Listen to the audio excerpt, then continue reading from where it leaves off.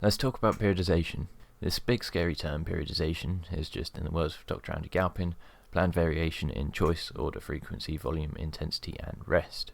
These are your modifiable variables when it comes to training, and we adjust these variables with the purpose of eliciting a very specific adaptation. It's important to note that the changes we make to these variables throughout the training cycle have intent. They're not random, but instead very much planned. Now, this method of periodization grants us, if done well, reduced risk of overuse injuries and overtraining, while allowing us to peak at the right time. There are many different types of periodization, all making claims of being better than the last for various reasons. Some of the main ones you may know about are linear periodization, undulating periodization, usually daily or weekly, and block periodization. All these types of periodization follow the principles of general adaptation syndrome theory, which was introduced by Hans Selye in the 1930s and adapted over time. It describes the stages undergone when encountering a stimulus. Cunnan and et al. Explained it well in a 2018 paper. Quote, "Disturbance to the state of an organism is the driving force for biological adaptation, which is the central thesis of the GAS model and the primary basis for its application to the athlete's training process. Essentially, GAS has three stages: alarm, resistance, and exhaustion. The resistance stage is where you start to make adaptations, and appropriate periodization keeps you out of the exhaustion stage. Now we know what it is, we can go on to figure out which type of periodization is best." Stone et al. Describes a theoretical model of strength training in their 1982 paper of the same name, whereby a four-phase model, similar to block periodization, focusing on hypertrophy, basic strength, strength power, and peaking, respectively, was more effective than various other methods of training for strength and power gains, with the added benefit of also maintaining a good amount of lean body mass. We go to Professor Stone again, to his paper with Painter et al., which compares block periodization to daily undulating periodization for track and field athletes. They found that block periodization is more efficient than DUP for improving strength and power. In a separate paper, Painter et al. Also show that block is superior to DUP when it comes to hormone alterations, and so could have fatigue management implications. Several case studies with football teams and cyclists have been published showing success with block periodization, and reviews going into detail about the benefits and limitations of block periodization show it to be a very good approach to training. Numerous studies comparing DUP to linear periodization found DUP to be more effective. Kramer and Fleck go into depth in their 2007 book, Optimizing Strength Training, Designing Nonlinear Periodization Workouts, about how nonlinear or undulating periodization is more effective than traditional linear periodization. So it seems that DUP is better than linear and block is better than DUP. Why is it such a clear-cut answer? It's never really that simple in strength and conditioning.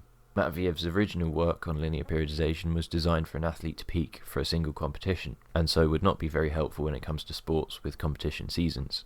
But that doesn't mean we don't learn anything from it.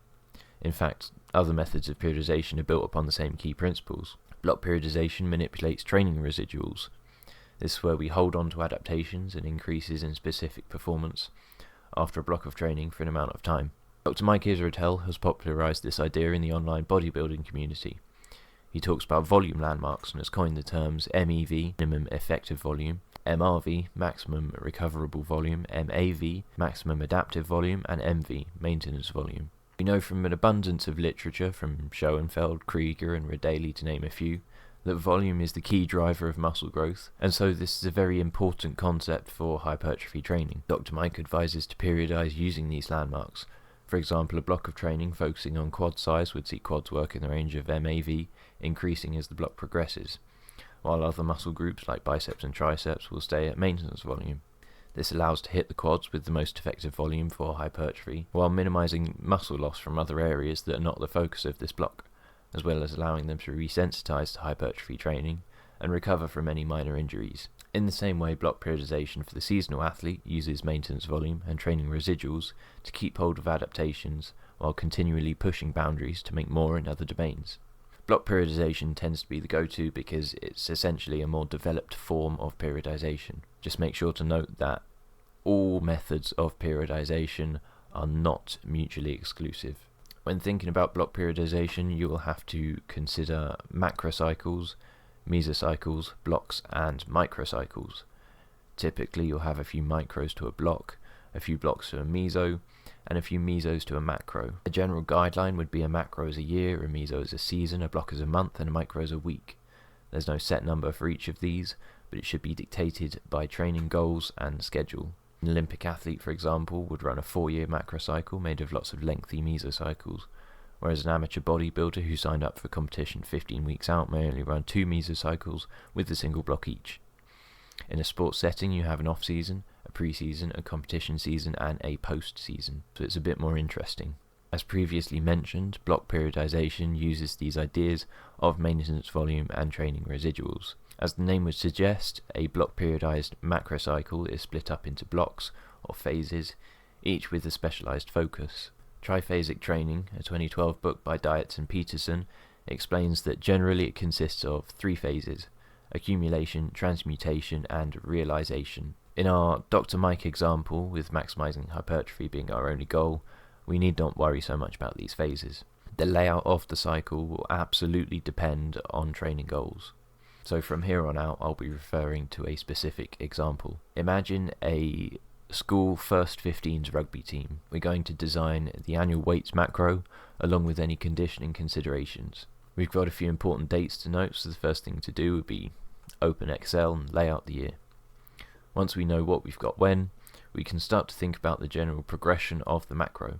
Firstly, the goal of this macro cycle is to increase aspects of physical fitness to optimally aid in the performance of the rugby team on the field. Off-season, we've got 17 weeks. The aims of this first mesocycle are to build a foundation of general fitness and work capacity, and increase lean muscle mass through hypertrophy training. 4 to 6 training sessions a week should be ideal to make the most of this time. A general physical performance, or GPP block, will develop cardiorespiratory fitness and work capacity, allowing for the handling of large training volumes later. Here we focus on general movement patterns like hinging, squatting, throwing, carries, etc. After some time off in post-season, a couple of weeks dedicated to GPP with a further week to transition into the next block should suffice. Fuller et al. Published a 10-year review in which they followed professional rugby players and reported on the trends in body mass, height and age. Unsurprisingly, players are getting taller and heavier. Similar studies have the same result, that players are getting more muscular, and Cochrane and Bird describe how, due to the physical nature and number of collisions in the sport, size is a very desirable trait. Bell noted in his 1979 paper that emphasis should be put on increasing lean body mass over total body fat, so we get a 10-week block for hypertrophy training. Our main goal here is to progressively increase our training volume, as it's the main driver of muscle growth. Each microcycle should see overload in the form of either more weight, reps, or sets. It's important to note that towards the end of the off-season, our rugby team has exams for 3 weeks. This can be a time of great stress for students and must be accounted for in their training. Here we can make use of some planned overreaching. Kenny, Wilmore and Costill show how this method of overloading beyond what is normal will lead to short-term decrements in performance, but with recovery gives further supercompensation. Overreaching just before exams means the team can take some time off over the exam period without losing out on gains. Towards the end of the exam period, we can make use of our previously mentioned maintenance volume to further ensure we don't regress while transitioning to a general strength block. Pre-season. Schoenfeld explains in his 2010 review that sarcoplasmic hypertrophy and its related effects may mediate subsequent increases in protein synthesis that lead to greater contractile growth. We use our new size to increase strength. A recent paper by Picardo et al. Document the effects of resistance training and weightlifting on performance, and concluded that movement competency and strength are important foundations for subsequent development of power. Strength aids power development. Our goal for pre-season is to transition fully to more specific training, getting stronger and more powerful. Weekly et al. Shows that even in adolescent rugby, strength, power and speed are important elements, and so 4 weeks of our 9-week pre-season will be dedicated to a maximal strength block.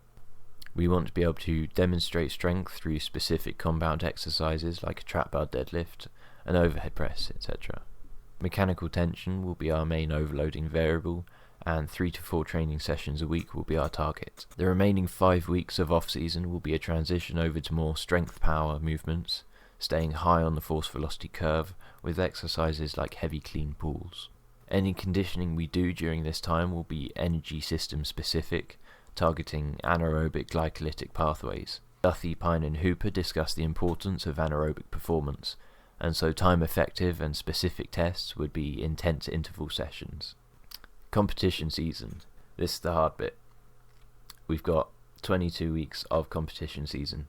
Training residuals are unfortunately not going to last for 22 weeks. In addition to strength, Baker showed that power and speed are key discriminating factors between different ranking players. So far, power and speed have not played large roles in the team's strength and conditioning program. However, they will be getting exposure to this kind of training, just not in the gym. Deutsch et al. Show data on physiological states of young rugby players in competition. Their games and rugby training act as power and speed sessions. This means that we can spend less time on working it in the gym. But we mustn't completely ignore this training. Hartwig, Norton and Searle note the disparity between game demands and training sessions in adolescent players. In this case, extra care should be taken to ensure we adequately simulate the demands of rugby games in training. Recovery is an important element to all sport. Hartwig, Norton and Searle again explain the significance of serially monitoring young athletes to ensure adequate recovery from both physiological and psychological stresses. Leading up to a game, we want to reduce injury risk and maximize readiness to perform optimally. This would mean, ideally, we minimize any eccentric contractions likely to cause significant muscle damage, and we are strict with our frequency and volume. Baker outlines a program in which athletes only have 3 to 5 sets of strength and 3 to 6 sets of power work a week. A competition season cycle will look like DUP but without a hypertrophy day. The relative intensities of each day will subtly and linearly increase week to week. Large variations in intensity may not be easily managed by young athletes, and the last thing we want to do is jeopardize our team's performance. We will begin relatively high on the force velocity curve and will remain there for an 8-week block before progressing down the curve to a higher velocity, lower force, ideally at peak power, for the next 8 weeks. A further 6-week block will form our competition season mesocycle, focusing heavily on power and speed. After rugby season comes sevens season. We know from game analyses that sevens players spend proportionally more time running at higher intensities than in 15s. Speed is much more a factor than strength and size. Post-season, hopefully everything went well and you just won the premiership or something. Now you've earned yourself a rest. But not too much, because this block is for active rest. Any form interventions should take place here, perhaps learn the weightlifting movements, hardcore rehab and corrective exercise for any sustained injuries. A lengthy break can help your body resensitize, and probably most importantly will refuel the athlete's desire to get right back into the game. A psychological break as well as a physical one. Now, I need a psychological break from this case study, so I'm going to wrap up this video, otherwise I'll keep changing things in the program and never put it down. Such is the nature of programming.